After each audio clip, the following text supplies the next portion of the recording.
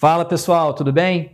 Aqui é o Rafael Belas, coordenador de produtos da Diretoria de Alocação da InvestSmart, e hoje nós vamos falar sobre fundos imobiliários de papel. Só recapitulando, dando um passo para trás, eu queria só falar um pouco sobre como a indústria de fundo imobiliário cresce no Brasil.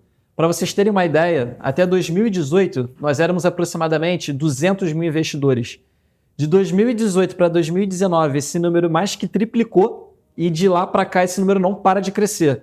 Os dados mais recentes da Bolsa apontam que nós já temos aproximadamente 2,7 milhões de investidores na Bolsa de Valores. E grande parte do volume sobre custódia, 3/4 para ser mais preciso, estão na mão de investidores pessoa física. Dentro dos fundos imobiliários, nós temos os fundos de tijolo e os fundos de papel. Os fundos de tijolo são aqueles que detêm participação em ativos reais, como galpões logísticos, lajes corporativas, hospitais e por aí vai. Mas hoje, pessoal, a gente gostaria de falar um pouco sobre os fundos de papel, tá?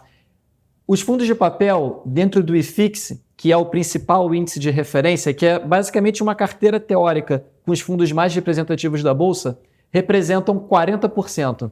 Mas isso nem sempre foi verdade, tá? Quando o IFIX foi lançado, esse índice era composto majoritariamente por fundos de tijolo, tá? E atualmente, portanto, os fundos de papel têm um peso muito relevante dentro do índice. Bom, para fazer esse bate-papo conosco, eu conto aqui com a ilustríssima presença do Dani Gampel e o Gustavo Vaz, famoso Guga, sócios da C Capital, gestora do grupo Cyrela. E, pessoal, eu gostaria de, agradecer a presença de vocês aqui e que vocês contassem um pouco da Asset, um pouco sobre vocês e que vocês falassem também sobre o que o fundo de papel que vocês gerem faz dentro do mundo de fundos de recebíveis. Legal. Eu vou falar um pouco da primeira parte, né, da gestora. Aí eu acho que o Dani pode contar para vocês um pouco melhor sobre o fundo e sobre o nosso fundo de papel. Eu sou o Guga, eu sou head da C Capital hoje, eu estou na Cyrela há mais de 10 anos, trabalhei também em alguns fundos de private equity fora do Brasil, e aí eu voltei para o Brasil no meio da pandemia e a gente decidiu montar juntos a C Capital. Acho que desde a concepção, a ideia era fazer ativos dentro do mercado imobiliário que a gente achasse que eram grandes oportunidades à época, mas que a Cyrela não tinha mandato para fazer. A Cyrela, não sei se todos conhecem, mas é hoje uma das maiores, se não a maior incorporadora, né, de projetos residenciais aqui no Brasil. Faz desde o Minha Casa Minha Vida ao altíssimo padrão, tem muita coisa no Rio, inclusive. E a gente via muita oportunidade em outros mercados, como laje corporativa, crédito imobiliário, galpão logístico. Então, a ideia da gente montar essa gestora era trazer bons executivos, trazer bons sócios para ser o head de algumas verticais de investimento diferentes. Hoje a gente está com mais ou menos 1,3 bi numa vertical que a gente faz de galpão logístico, e a gente tem mais 400 milhões na nossa vertical de crédito. Eu acho que a linha comum aí dessas duas teses de investimento nossas e de todas que a gente for fazer no futuro é que a gente só entra em determinados segmentos do mercado imobiliário quando a gente acha que tem oportunidades a serem feitas. Eu acho que ativos de renda fixa, né, que o nosso fundo de papel investe, a gente não tem que vender isso para ninguém aqui no Brasil, né? É um país com a taxa inerentemente de juros muito alta. E a gente é super conservador, porque eu acho que desde a concepção também da gestora, o nosso grande medo era o seguinte, né? Você está montando uma gestora do zero, que é parte de uma companhia que é muito maior do que você. Mas alguma besteira que a gente fizer na gestora, acho que pode percolar para um grupo que também é muito maior do que você. Então, acho que um cuidado que a casa sempre tem lá é de ser muito conservador na alocação de tudo que a gente faz. Apesar dos dividend yields dos fundos que a gente monta serem na média mais alta do que o mercado... Vou pedir para vocês falarem sobre isso também. Legal. Na média, a gente tende a fazer alocações muito conservadoras. Então, acho que assim... a nossa ideia de montar um fundo de crédito é seguindo essa linha de raciocínio também. Aí eu acho que o que a gente faz, o Dani sabe falar muito melhor do que eu. Pois é, né? A gente falou aqui sobre fundos de papel. Dani, bom, primeiro se pudesse apresentar e depois falar o que é o fundo de papel e o que os fundos de papel que vocês gerem fazem. Bom, eu sou o Dani Gampel. Eu trabalho no mercado imobiliário desde 2008. Então... Não parece muito? Pois mas pô, não parece. Eu sei que não.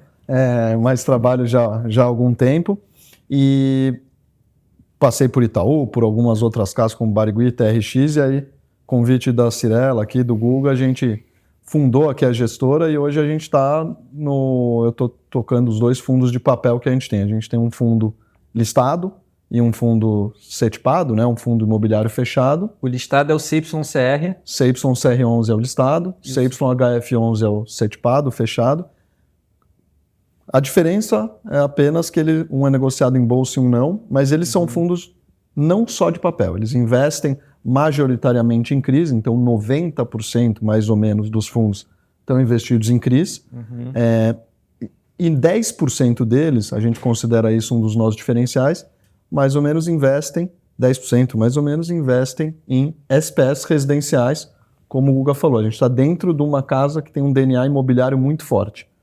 E então a gente tem a turma, né, o grupo tem um know-how disso, tem uma experiência disso relevante para a gente conseguir entrar com participação em algumas SPS de incorporadoras que a gente considera tradicionais. Esse é um dos diferenciais do fundo. Dentro dos 90% que o fundo faz de CRI, os fundos que a gente investe em operações de dívida, né, dívida sadia que a gente fala, a gente prefere fazer a originação própria. Porque como o Guga disse que dentro do fundo, dentro da gestora e dentro da Cirela, que é muito maior do que a gente tem um nome ali a zelar, a gente opta pelo conservadorismo. Então, se a gente originar essas operações propriamente, a gente pode estruturar essas operações de uma maneira que a gente julgar mais adequado. E também a gente acaba tendo um pouquinho mais de remuneração nessas operações por estar negociando diretamente com as incorporadoras.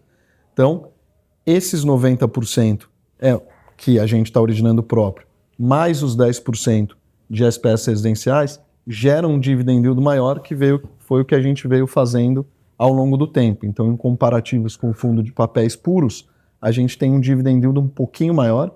Então, o resultado do nosso fundo para os investidores tem sido linear.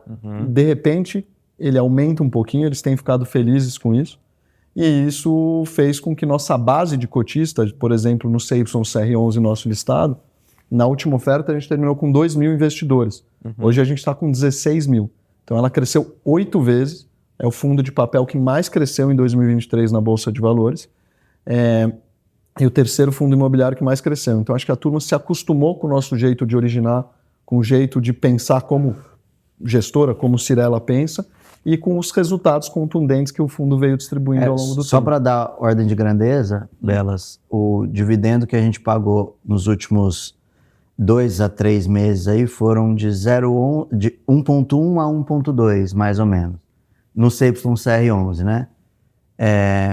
Hoje a cotação dele está girando em torno de 97, 98, 99, a depender do dia e do mês. Então isso dá um dividend yield mensal ali de 1.15 a 1.25 também. Seja, quanto de dividendo? Se dividir pelo preço sobre da o valor cota, investido. Dá mais ou menos 1.15. Se comparar hoje, né? O CDI, taxa de juro futuro, só quem sabe é profeta, né? Mas a gente tenta estimar porque é nosso trabalho. Mas hoje a Selic está próxima de 10 e a curva está próxima disso. Assim, algumas casas preveem que essa curva pode subir um pouco e algumas preveem que essa curva deve ficar constante.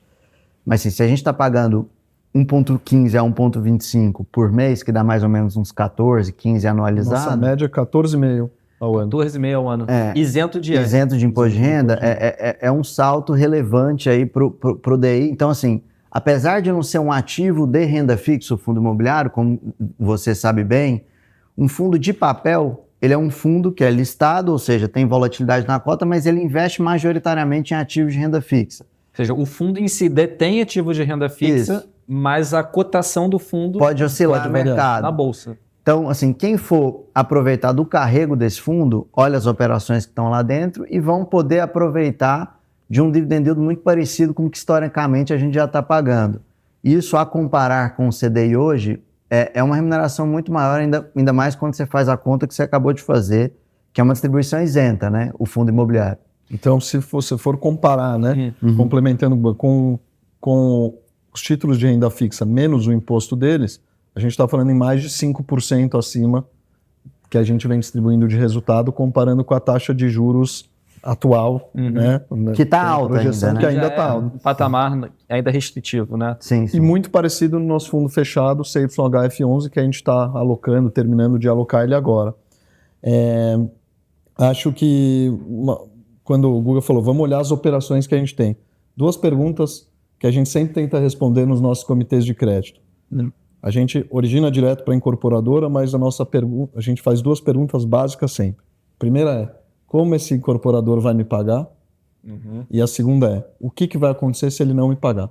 Então, a primeira pergunta é, a gente sempre tem recebíveis, sempre tem colateral amarrado para não depender daquele risco binário do incorporador pagar ou não. Que, lógico, está ligado ao balanço dele, ao risco de crédito dele. A gente vai analisar isso, a gente analisa, mas a gente quer depender do projeto, a gente quer depender de um recebível voltado para o projeto, que é o DNA da casa.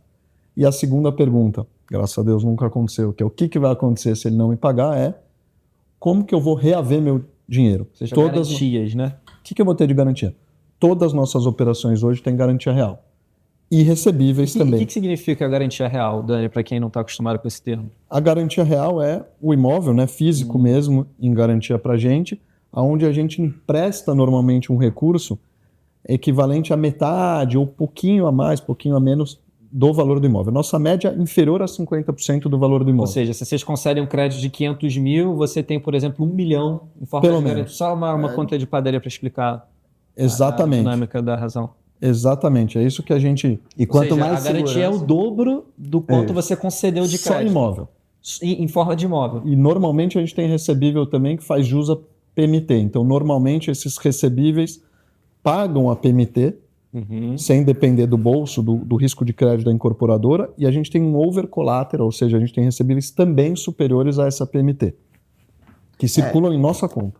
Isso aí, assim, até para que todos entenderem um pouco melhor como é que é o processo interno.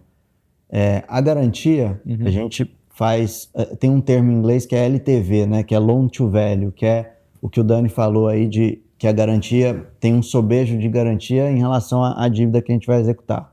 Se eu pego um imóvel, no seu exemplo, aí, de R$1 milhão para oferecer uma dívida de R$500 mil para algum empreendedor, primeiro assim, quanta segurança a gente tem dessa avaliação? Isso vai ditar se a gente vai oferecer R$300 mil ou R$500 mil. Porque se é um negócio que a gente acha que vale R$1 milhão, num mercado um pouco menos líquido, Pode ser que você não consiga. pode ser que você não consiga os R$1 milhão na hora de executar. Então, assim, o dia a dia do gestor do fundo de crédito, do Dani, é olhar, ter segurança dessas garantias, entender recebível que ele mencionou que está circulando em conta, né? Isso tem várias formas de acontecer. Pode ser uma carteira que o incorporador tenha de apartamento que ele vendeu e recebível que ele está recebendo. Pode ser vários contratos de aluguel. Ele fez um negócio recentemente com um desenvolvedor de Belo Horizonte, que também era muito patrimonialista, então tinha uma carteira de locação muito grande. Como é que a gente estrutura isso? Beleza, você tem essa carteira de locação, essa turma, ao invés de pagar na sua conta, vai pagar na nossa conta agora. Isso aí vai pagar o nosso CRI, o CRI que é esse instrumento de dívida, de renda fixa. O que sobrar eu te devolvo. Mas eu preciso ter essa segurança porque eu não quero depender. Se você tiver algum solavanco de mercado e não tiver cash flow para me pagar, eu me pago primeiro aqui. Eu quero ter esses aluguéis circulando na minha conta. E garantir que o cotista receberá. É isso. E dentro de um mercado que está acostumado a cada vez mais fazer dívidas a longo prazo. Então, a longo prazo é muito difícil você ficar mensurando o risco, acho que de qualquer mercado, mas principalmente do imobiliário, que pode dar certo ou não um projeto. Com esses recebíveis amarrados, que, né, usando esse termo amarrado a longo prazo, a gente consegue ficar mais tranquilo, porque a gente está pulverizando o risco, você não está no risco só de um incorporador, você tem todos esses aluguéis na sua conta, nesse caso, empresas até algumas AAA, até unicórnios a gente tem aqui, e, lembrando, também com lajes em garantia a garantia real, né, desses imóveis, além dos aluguéis em garantia para nós. E, pessoal, acho que seria legal, assim, dado que existe esse grupo, né, tão já conhecido no mercado por trás, né, que já se provou ao longo do tempo, como que vocês podem... Como é que vocês utilizam dessa expertise na hora de fazer o trabalho de vocês? O que vocês trazem de de benefício na hora de analisar os projetos, por exemplo? Eu acho que a primeira, assim, a experiência, né, o know-how de todo o corpo aqui nos ajuda bastante, porque é uma turma que já passou por altos e baixos no mercado. Vários né? ciclos de imobiliários, né? Já foram E o segredo, acho que principal é ter o pé no chão. Quando o mercado está muito ruim, você tem que aproveitar, né? Ele não está pujante, a gente tem que aproveitar o lado bom disso. A taxa de juros está muito alta, o mercado imobiliário ele é inversamente proporcional à taxa de juros. Tudo bem, vamos alocar com mais parcimônia, mas a gente vai alocar com taxa mais alta. Então a média do nosso fundo era IPCA mais 9,80 em um fundo, no outro é mais de IPCA mais 10. É uma taxa real muito alta para um título isento, né? Na distribuição de rendimento. E quando o mercado está muito pujante, taxa de juros muito baixa, né? Ou seja, no mercado imobiliário, todo mundo interessado, também tem que ter o pé no chão e alocar com bastante parcimônia. Porque senão você vai alocar com taxa muito baixa, vai estar um período bom, você vai acreditar muito em determinada situação que ela pode não acontecer. Então, isso é uma questão. E a segunda é acesso à informação. A partir do momento que você já viveu tudo isso, você tem uma plataforma com todos esses dados, a Cyrela é muito rica em informação. A gente tem um BI, a gente paga para acessar esse BI da Cyrela, mas onde a gente sabe preço de venda em determinada região, em determinada rua, às vezes em determinado prédio. Quanto vendeu no lançamento, custo de obra. Preço, custo de obra, a gente tem uma base muito boa. Interrompendo o Dani, desculpa, assim, a gente tenta aproveitar o melhor dos dois mundos. O que é isso, né? Para você constituir uma gestora, você tem que ter independência e tem que ter o poder de decisão discricionário, senão você não é aprovado em CVM. Mas a parte de back-office e middle-office a gente pode compartilhar e é o que a gente tenta fazer. Então, a Cyrela tem mais de 10 pessoas trabalhando lá só numa área de inteligência de mercado. Tem economista, tem uma equipe de engenharia que eu acho que poucas empresas no setor devem ter tantos profissionais e tão qualificados. Então, a gente não acessar isso para ter essas informações na hora de conceder um crédito, fazer um investimento, seria uma besteira. Então, o que a gente faz é tentar vincular essas coisas para a gente, na tomada de decisão, ser mais assertivo. E não só isso, tá, Belas? Acho que chega a coisas qualitativas assim.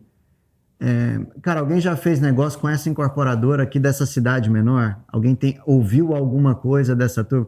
Em geral, você tem uma empresa lá com 2.000 funcionários que trabalham no mercado imobiliário há 50 anos, alguém vai ter algum conhecimento. Informação. Então, assim, eu acho que a gente tem o dever e a gente usa muito disso para tentar fazer a melhor alocação possível, tá? No começo dos fundos chegava até mais do que isso, né, Dani? Porque como a gente começou lá do início mesmo, com muito pouco capital, a gente até fez uma regra de co-investimento, que a Cyrela entrava com dinheiro de balanço em muitas dessas operações, porque a gente não tinha dinheiro para fazer as operações sozinho. Então, assim, a relação era mais orgânica ainda, né? Porque, assim, a gente estava alocando dinheiro de capital da Cyrela, que eram operações que a Cyrela julgava como boas oportunidades. A gente passava também no comitê lá da Cyrela. Hoje, graças a Deus, a gente tem um volume que eu acho que ainda não é suficiente, mas que a gente está crescendo para conseguir fazer e aproveitar dessas operações para os nossos cotistas com um percentual integral da operação. E dentro disso, acho que uma coisa bem importante existem vários tipos de gestora. E aqui ninguém vai julgar o que é bom em cada uma. E a gente tem dado que a gente está dentro de uma incorporadora, tem esse DNA imobiliário, a gente brinca, né? A gente usa o termo pé no barro. A gente não está aqui só aqui gravando esse vídeo, a gente vai visitar 3 ativos hoje, o Guga vai em 2. Já bota de... Exato, a gente gosta de ir lá, a gente precisa ir lá, não basta só conhecer a incorporadora, precisa, mas vamos lá no ativo, vamos ter nossa opinião, vamos depois discutir com a engenharia sobre isso, vamos discutir com o marketing, vamos discutir com quem conhece a região, tudo que aquele ativo está, né? Pegar uma percepção dele para a gente poder ter certeza que se fosse o nosso dinheiro, não o dinheiro do cotista, a gente também colocaria lá, com parcimônia. Se fosse o nosso dinheiro, a gente ia fazer pergunta para todo mundo sobre onde a gente está investindo. Então, acho que é bem importante a gente fazer isso também. Pessoal, para finalizar, eu queria que... Bom, o Guga falou, a gente não tem bola de cristal, a gente não sabe para onde a taxa de juros vai para daqui... Né, hoje, bom, enquanto a gente grava esse vídeo, né, a gente tem reunião do Banco Central, Mas qual é a visão de vocês assim, para o futuro do mercado? Quão aquecido ou desaquecido vocês acreditam que o mercado imobiliário irá performar daqui em diante? Como é que está a visão de vocês aí para 2025, por aí vai? Assim, eu vou dar uma opinião que é nossa lá, mas voltando, é opinião, né? Assim, eu acho que o futuro dirá. Me parece que a taxa de juros real, ela está muito alta, né? Se você pegar grandes bancos, a estimativa de XP, Itaú, Bradesco, a gente falou com os economistas dessas respectivas casas recentemente, o juro neutro brasileiro, em geral, oscila de inflação mais 4,8 a inflação mais 5,2 dessas casas que fazem essas análises. De juro neutro, tá? Estimativa de juro neutro. O juro neutro, para quem não sabe, é um indicador que, em tese, a economia nem acelera nem desacelera. É o juro que o mercado deveria precificar na curva. Hoje a gente está muito longe disso. Hoje o juro real brasileiro na curva está a inflação mais 6 e alguma coisa. Uhum. O que a gente, como alocador de recursos, o que nos parece, né? Alocar recurso agora, com essa taxa de juros mais alta, vai nos dar instrumentos que têm a remuneração mais alta. Em algum momento, o juro brasileiro deve cair para mais próximo do juro neutro brasileiro. Porque assim, historicamente é o que acontece. Em nenhuma economia você consegue rodar por 30 anos acima do juro neutro, senão você ou estimou errado o juro neutro, ou essa economia tem que desacelerar o tempo todo. Uhum. Então assim, o que acontece quando de fato essa taxa de juro baixar? Os nossos ativos vão estar rendendo a uma taxa mais alta do que o mercado a gente conseguiria originar no momento que o juro baixar. Então, assim, apesar de agora ser um momento que a renda fixa está pagando muito, a gente acha que agora realmente é o melhor momento de alocar nesse tipo de coisa. Uhum. E acho que para o mercado imobiliário em geral, é isso que tem acontecido. Assim, o PIB tem surpreendido a maioria dos economistas para cima. Então, acho que em termos de consumo, em termos de economia, a gente está vendo que o negócio está caminhando. Sim, Brasil a gente fala caminhando bem, mas deve crescer lá seus 2,5%, 3% até o final do ano. Isso para a gente é bom, né? Índice de emprego? Emprego tá bom. Então, assim, enquanto continuar assim, eu acho que tá tudo certo. Assim, a economia não está crescendo pungentemente, mas também não estamos em recessão. Uhum. Eu acho que o que vai ditar um pouco do mercado futuro é o juro. Sim. A precificação dos nossos ativos é muito função disso. Se o juro está muito alto, você desconta uma taxa a valor presente muito mais alta. Então, assim, mercado de capitais eu acho que vai ditar um pouco. A nossa opinião é que alguma hora isso aí deve convergir para o juro neutro. Então, agora, de fato, é o momento da gente alocar esse capital. Por isso que a gente está buscando o recurso quando a gente consegue no mercado para fazer alocações agora. Excelente. Bom, pessoal, eu queria agradecer a disponibilidade de vocês. Eu sei que a vida de gestão, aí, olhar as operações é corrido. Obrigado por passar aqui no Invest Smart. Obrigado pelo convite. Sempre um prazer. Boa. Pessoal, se vocês gostaram do conteúdo, por favor, deixem um like, se inscrevam no canal. Se vocês quiserem assistir algum conteúdo da preferência de vocês, por favor, façam o mesmo aqui nos comentários. E se alguém tiver alguma dúvida específica dos fundos da Cyrela, por favor, fale com o seu assessor de investimento aqui na Invest Smart, que a comunicação aqui é muito boa. Bom, eu espero vê-los em breve. Um abraço, valeu. Obrigado. Pessoal.